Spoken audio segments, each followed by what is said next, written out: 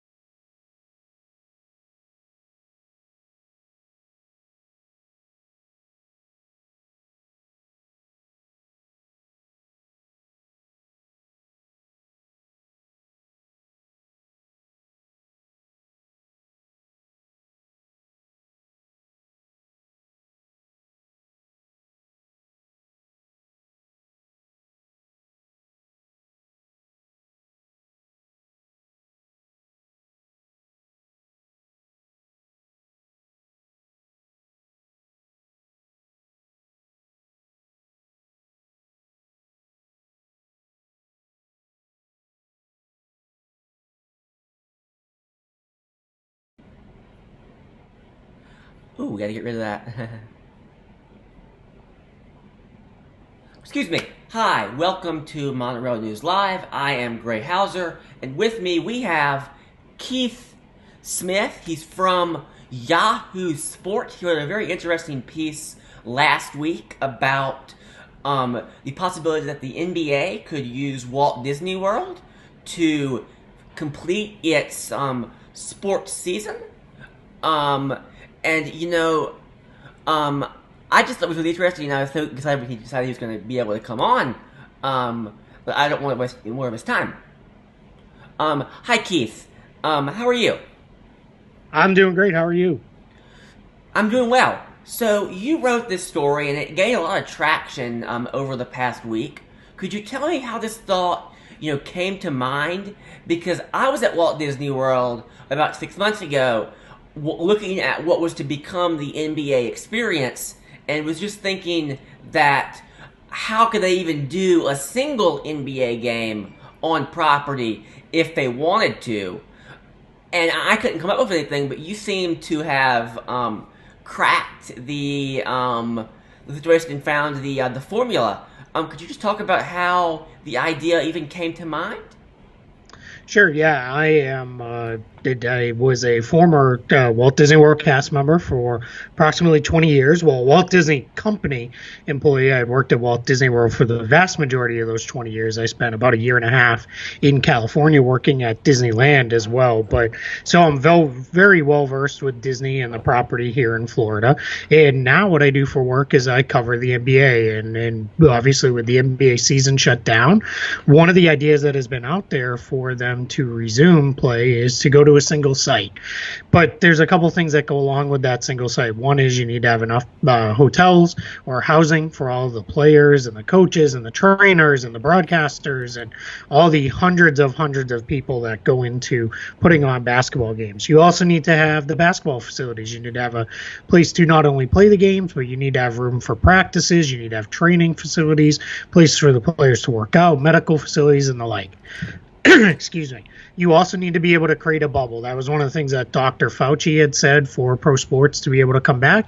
You need to be able to create a bubble and put it in a place where you can feel comfortable that everyone is going to be safe from coronavirus and they are not going to be able to contract that. So you quarantine everyone in a bubble. And immediately to mind, for me, that screams Walt Disney World and the ESPN Wide World of Sports complex.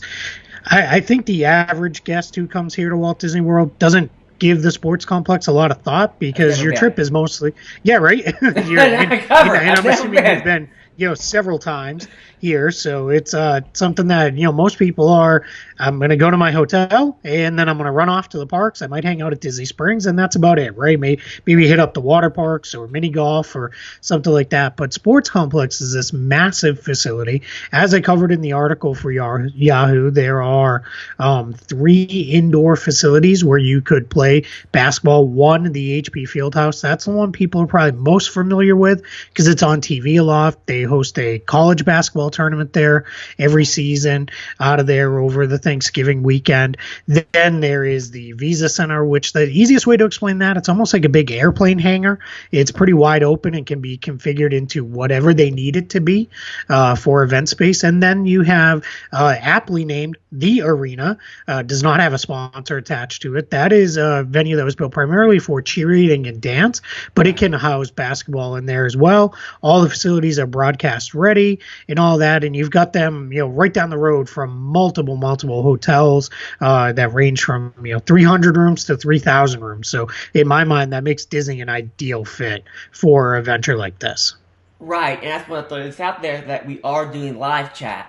So if anyone has any questions for Keith about this or covering the NBA or his time as a Disney cast member, you can just put them in the chat on whatever platform you're watching this on, whether it's Facebook or Twitch or YouTube, and you can join in the discussion, and we'll be sure to interact with those questions. So, just moving on a little bit, tell me about your time as a cast member at Walt Disney World, or at Disney. Sure. Sure, yeah. I started here on the college program. I was in school and had a friend who had come down and done the Walt Disney World college program, and he had a great time. And I said, that sounds pretty good because of switching schools and the like. I was about a half semester off of graduating in the springtime. So I said I could give up a semester and go down and still graduate in the spring and make it kind of that 5 year college experience and do that. So I came down here. My first role with Disney was I was a train conductor on the Walt Disney World Railroad at the Magic Kingdom. It was still to this day maybe the best job I've ever had. No way. Or it's oh man, it was great. I absolutely loved it. It was an absolute blast. I had a great time. I still remember calling home to my mom and dad sometime, probably right around the holidays, and saying, "So Disney does this thing where you can extend and stay," and they were like, "Absolutely not. You need to come home and finish school." And now that I'm a little older, we have an almost 10-year-old here at home. Mom and dad are usually right. So I went back home. I finished school. From there, I stayed connected with Disney. I was a campus rep representing the college program on campus back home in Massachusetts.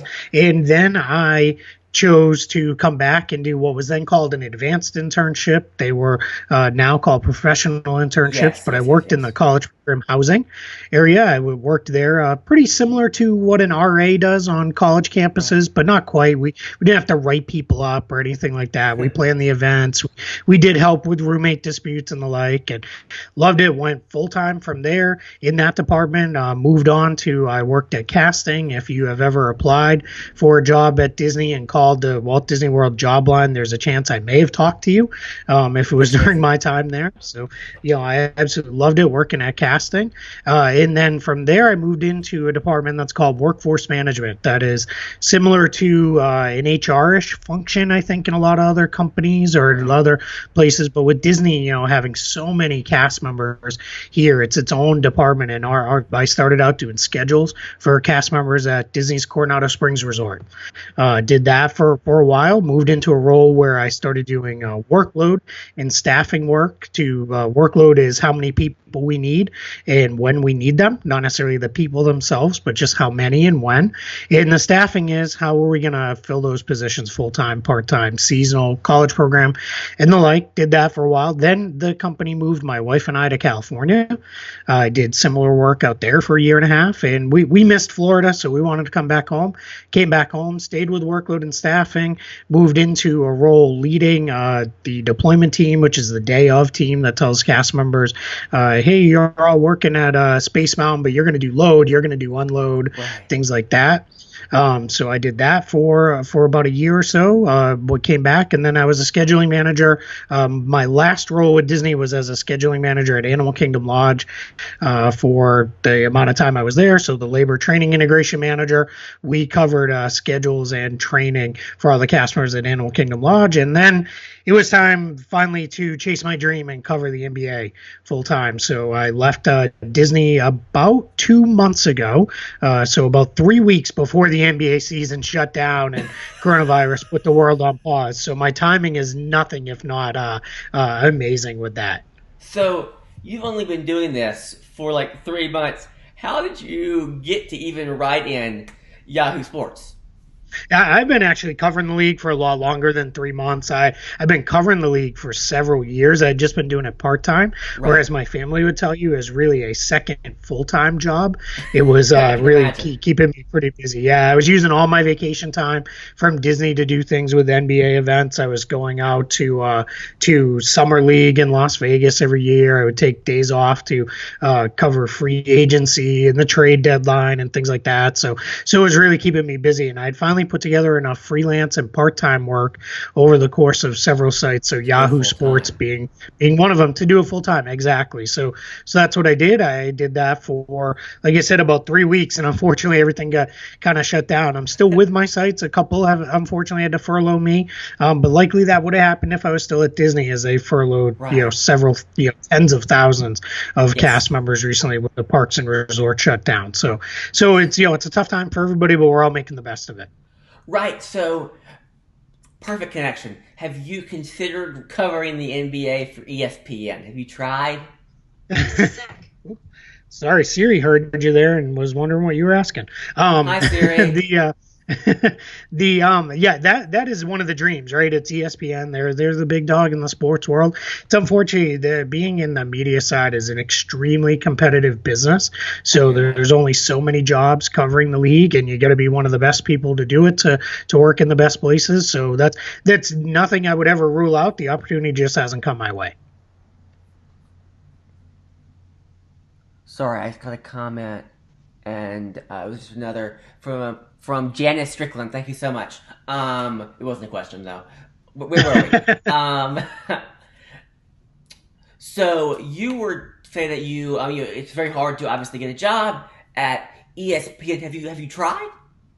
Did you? I've applied. The jobs in the media world, as far as the front facing, the writers and the like, those jobs don't necessarily come open like a traditional job is. You don't see it posted on a job board and apply for it. Really, it's more about who you know and timing and the likes, and it's been Right. things that the right folks know I'm interested in. When the opportunity is there, hopefully it'll come my way. Right. So moving back to Disney, you have never actually worked at the ESPN Wide World of Sports. I have picked up shifts over there, and Okay. I've helped out with events over there, but I've never actually been status to Wide World of Sports. Right. So the you were talking about the arena, which is obviously big for cheerleading. How many basketball courts can that hold? Yeah, as far as I understand it, the arena, which is the smallest of those three facilities, or I guess it can be configured in different ways, but it could hold about three courts in there. Now, that would probably be a venue that would be best suited to either be a second game location if the NBA wanted to play multiple games at a time. You could set that up with one court in there and have that be a game location and use the field house as your other game location, and then keep the Visa Center, which I've seen as many as 12 courts set up in there when they're doing things like the Junior NBA Championships or the AAU National Championships. They can set up a lot of different courts and configurations in that facility. Right. So let me take a question. What are the odds that the season resumes this year? Yeah, it's funny. If we have this conversation tomorrow, I might give you a different answer. If we had it yesterday, I know I'd give you a different answer. Right. It really depends. There's a lot up in the air right now. There's optimism from a lot of people within the league that they're going to be able to resume the season and get in the rest of this year in some form or fashion. It's very important to the NBA. They don't want to have a kind of a lost season on their record books. They want to be able to crown a champion this year. So Right. they're very open minded. The NBA is a very forward thinking league. If there's a league that's going to be willing to experiment and do things a little bit differently to get their season in, they're the league that'll do that. So I think one of the things that we're looking at with the NBA is right now, I'd say it's 50-50. If you'd asked me a couple of days ago, I might have said it was more like 20-80 against. It just is one of those things. It kind of depends on the way the wind is blowing and what you're hearing from certain people. So, hopefully it'll continue to trend in the right way. Right now, there's some optimism and it feels pretty good, but there's just a lot of questions to be answered before we're even close to that. The league themselves, led by Commissioner Adam Silver, has said they're not going to do anything towards figuring out a solution for the rest of this year until May 1st. So we're still Okay. at least a week and a half or so away. Sure. And you said that something changed between yesterday and today. What changed? Yeah, I was I probably being a lost little this. facetious there, but it was not necessarily between yesterday and today. It's just some days you hear really bad news and you'll talk to one person in the league who's like, there's no way, the players don't want to do it, they don't want to do this. And then you talk to somebody else in the league the next day and they're like, yeah, we were having some conversations with some players and coaches and they're feeling pretty good about it. So is the I think the longer everybody's away from it, the more willing people are to get back to it, because these players, they want to play. Right. That's the number one piece. Is they seem pretty united, both the players side of thing and the Players Association, their union, as well as the NBA and their teams on the other side of things, seem pretty much in agreement that if this season can be saved, they want to do so. Right. Right. So one more question, and I'll let you go. No, Um, no, no. Go ahead. I have nothing but time. okay. So when you worked at Disney, how did the interest cross for you to work for Disney? Obviously, I assume you're a Disney fan, and then A also to little be a bit. big NBA fan. Um, Yeah. Yep. Oh, go ahead. I cut you off. Sorry. no, no, that was the question. When did the interest cross? And how do you feel about the relationship between Disney and the NBA now? With the NBA experience and Disney Springs, and the seemingly good relationship between Adam Silver and Disney Executive Chairman Bob Iger. Yeah, so I'll answer that second part first. Disney and the NBA have a phenomenal experience. ESPN ABC is one of the NBA's leading broadcast partners. They broadcast more games per season than anyone else does. They are usually on air 2 to 3 nights a week or days per week with live games. They have a show on ESPN that airs Monday through Friday called The Jump that is built entirely around the NBA. It's anywhere from 30 minutes to an hour long most Right. days with certain specials that extend out several hours. And as you mentioned, they built the NBA experience on the former Disney Quest site here Yes. in Florida. And I know Disney fans have certain feelings about that.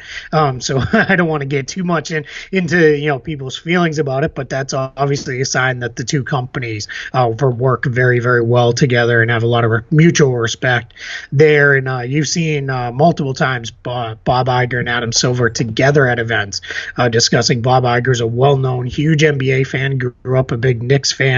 I believe now he's a Los Angeles Clippers season ticket holder, so he's a big fan. His sons, I know, are big basketball fans. They were here about maybe 6-ish months ago, maybe a little longer, for a basketball tournament here at Disney that his son played in with his AAU team. So we know that they're big fans and supporters. And Adam Silver actually had Bob Iger on the Board of Governors call with all of the NBA owners to address them, and that was where the now kind of famous quote came out that it's about data and not dates. You don't want to set a date and work towards that. You want to wait till the data tells you, and that's something that Bob Iger is kind of using to guide when Disney will reopen for business. Right. As for myself, you asked how I crossover fan.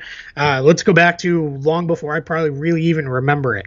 I huge Disney fan as a kid. We came down here every few years as a kid down here to Florida from Massachusetts, and I loved it.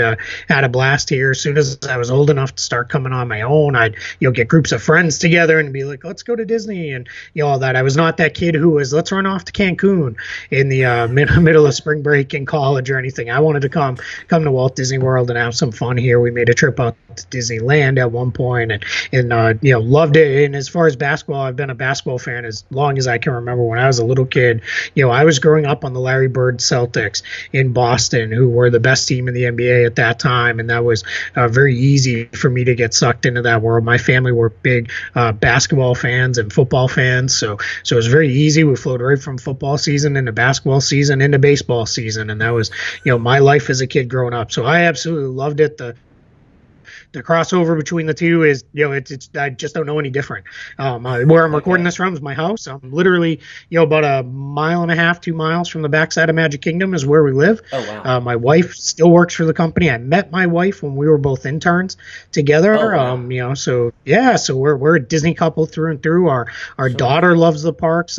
This might be a bit blasphemous on a Disney podcast, but she's a huge Harry Potter fan, so she's a little more towards going over to Universal right Don't now talk about because that she place. loves It's it. it's a dark Right, place.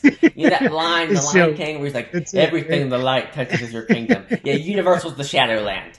right. Um, But if we if you ask her what her favorite place to go, she loves Animal Kingdom. That's her favorite place in the that's what we world like to hear. down here. So she is so we're a Disney family through and through, as well as being a big NBA family also. Right. So, a question down here. What is your typical day like when you're in season with the NBA?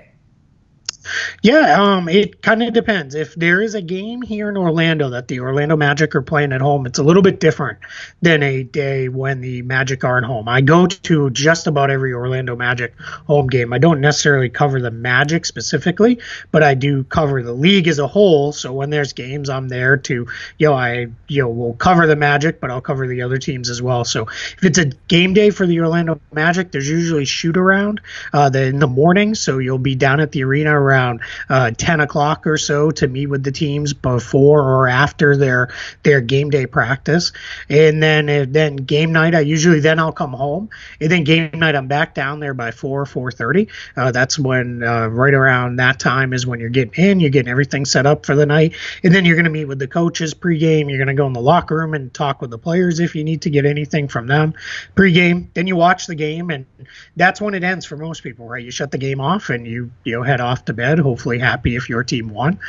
For us, that's when the work really starts. So we go to the coaches post game press conference. We'll go to the locker rooms to talk to the players, and then famous thing in NBA circles is it's time to start writing. So it's not uncommon that I don't leave the Amway Center until around midnight on those nights. So it makes for a little bit of a long day, but I absolutely love it. If there's not a game, then I like to do what I say I'm covering from the couch. So I'm on the couch here at home, and I'm covering whatever games are on TV and just kind of monitoring the league. I'll flip around NBA League Pass or ESPN or TNT, whoever's broadcasting the games that night, and bounce around. I'll usually have games up on my phone or the iPad as well, and I kind of let things direct me where to go based on what interesting is happening that night.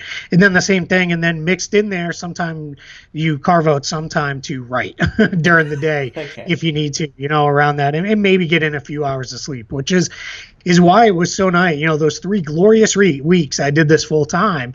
It was nice because for me, usually I don't get to bed when the NBA is in season until around 1:30 or 2 in the morning at the earliest. Right. And then I was getting up around 5:30 or 6 most days to get ready to go to get our daughter off to school and get off to work at Disney for the day. So as much as I miss Disney and I love it, it was nice to be able to get a reasonable amount of sleep for a human being every once in a while. I did enjoy that part too. Yes, well, I think that is obviously a very important, getting a reasonable amount of sleep, and having your whole family be very into Disney and into the parks. Do they share that same passion for the NBA? They do not. They both like it. My wife and daughter both like it. My rest of my extended family likes it a good amount, but they're not like me. They don't love it like I do. But I knew my wife was the one for me when not only would she watch games, but she would be happy to join me on the couch to do so, especially during football season. She was on the couch from 11 o'clock in the morning till 11 o'clock at night with me, watching the game. She knew what was going on and those kind of things. Our daughter's a little more in and out. She'll pop in and out. Soccer is her sport, so she's very into playing soccer, and the like. She'll like to play basketball a little bit, but soccer's her thing. But watching basketball, she gets some players she likes.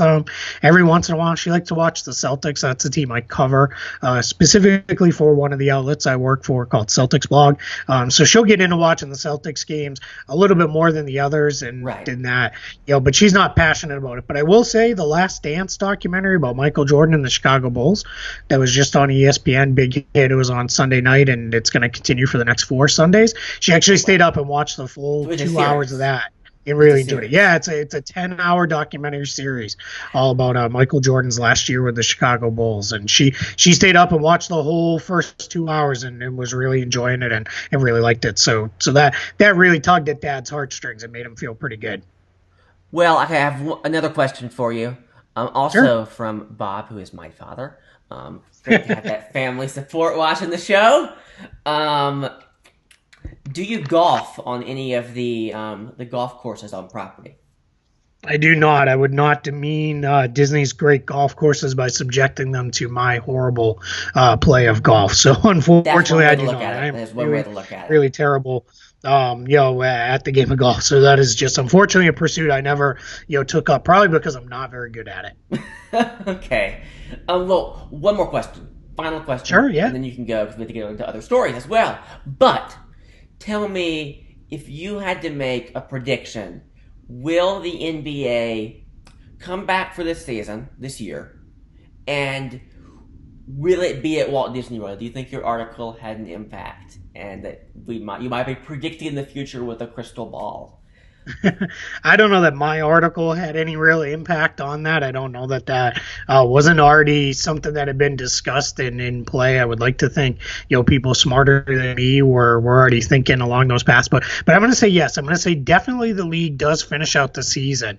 As far as it being at Disney, I would give it maybe a 50% chance or other options Right. on the table as far as Las Vegas and places like that. But I think Disney has a lot to offer, and I think it's a thing that it's a situation or a scenario that's gaining a lot of momentum.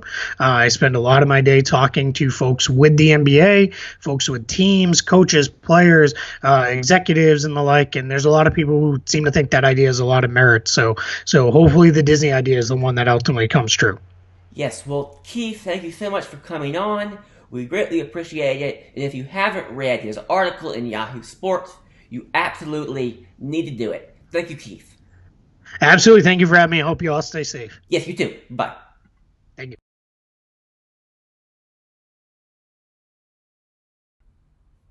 So, our next story is about the Disney Conservation Fund because, as you probably know, or maybe don't know, today is Earth Day. And it's also the 25th anniversary of the Disney Conservation Fund. And one of the big um, the big boosters of the fund is, of course, Jane Goodall, founder of the Jane Goodall Institute and the UN Messenger of Peace. She's the subject of a new documentary, Jane Goodall the Hope, premiering tonight at 9 Eastern, 8 Central on Nat Geo Wild, and streaming right now on Disney Plus and Hulu.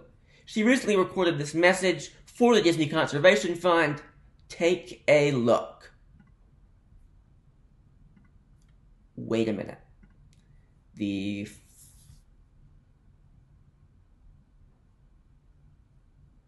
Sorry, technical difficulties. We lost the file. Um, Dude, this was not supposed to happen.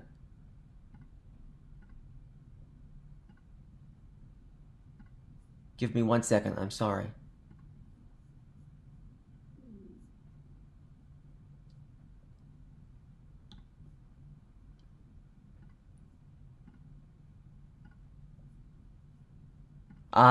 Okay, here it is.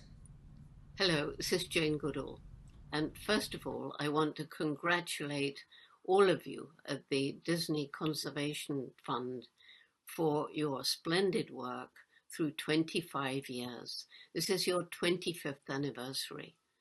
And I also want to personally thank everyone for all the support that you've given to me and my projects through all these years. I have a very long relationship with Animal Kingdom, Disney's Animal Kingdom, starting before it was even open to the public. And in fact, I've had a wonderful relationship with all aspects of the Disney family. I'm particularly grateful for the support for chimpanzee conservation in Africa and our empowerment of young people to become the next leaders in conservation and animal activism through our global Roots and Shoots program. I think there are just one or two organizations that I've had such a long-standing relationship with, and I'm so grateful to. You've done fantastic work. All the members of the Disney cast helping animals and helping to safeguard the future of animals in the wild as well. So, at this difficult time as we go through this COVID-19 pandemic, again, congratulations. And perhaps I should end with a greeting from chimpanzees in Africa, the chimpanzees that you have helped to protect. And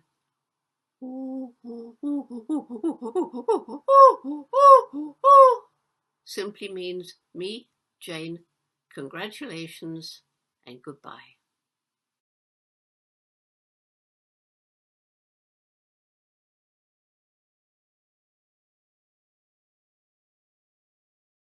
Well, that was lovely. The Disney Conservation Fund Thanks to generous donations from people around the world and the support of Disney employees and cast members, in addition to funding from the company itself, has donated $100 million to protect the magic of nature since 1995, supporting 600 different organizations and protecting 315 million acres of habitat and 1,000 species within those 315 acres.